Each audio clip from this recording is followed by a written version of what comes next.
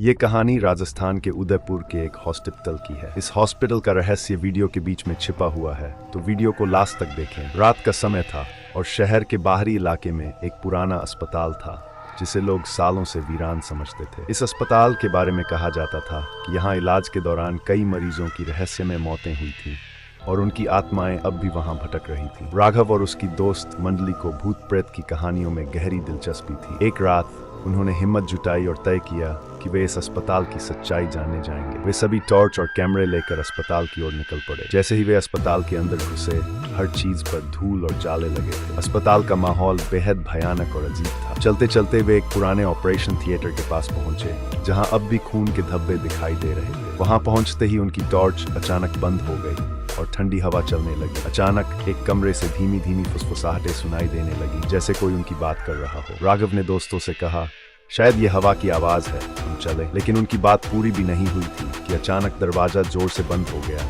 और एक छाया जो इंसान की तरह दिखती थी उनके सामने प्रकट हो गई। उस छाया के चेहरे पर कोई आंखें नहीं थी, केवल गहरे काले गड्ढे थे। वह धीरे धीरे उनके करीब आने लगी। डर के मारे उनकी सांसें थम गई। तभी राघव की टॉर्च खुद ब खुद चालू हो गई और उसकी रोशनी जैसे ही उस छाया पर पड़ी, वह तेजी से गायब हो गई। सबको लगा कि अब सब ठीक हो गया है, लेकिन तभी उन्हें एक अजीब सी आवाज सुनाई दी, जैसे कोई कांच पर नाखून रगड़ रहा हो। जब उन्होंने मुड़कर देखा तो एक पुरानी सड़ी गली नर्स, जिसके चेहरे का आधा हिस्सा गायब था, उनकी तरफ बढ़ रही थी। उसकी चाल धीमी थी, लेकिन वह सीधे राघव की ओर देख रही थी। राघव की हिम्मत जवाब देने लगी। नर्स धीरे धीरे पास आई और जब वह उनके बिल्कुल करीब पहुंची तो उसने धीरे से कहा, मुझे मेरे मरीज लौटा दो, और अचानक गायब हो गई। वे सब भागकर अस्पताल से बाहर आए और कभी उस अस्पताल का रुख नहीं किया। लेकिन वह आवाज, मुझे मेरे मरीज लौटा दो, हमेशा राघव के कानों में गूंजती रही। कुछ हफ्तों बाद राघव ने सुना कि उस अस्पताल के पास एक नई बिल्डिंग बन रही है, लेकिन उसकी रातें अब भी डरावनी होती थी, क्योंकि उसने महसूस किया कि वह नर्स अभी भी उसके आसपास है, अपनी खोई हुई आत्माओं को ढूंढते हुए। वह समझ नहीं पाया कि उसने क्या देखा था, लेकिन एक बात पक्की थी, उस भूतिया अस्पताल में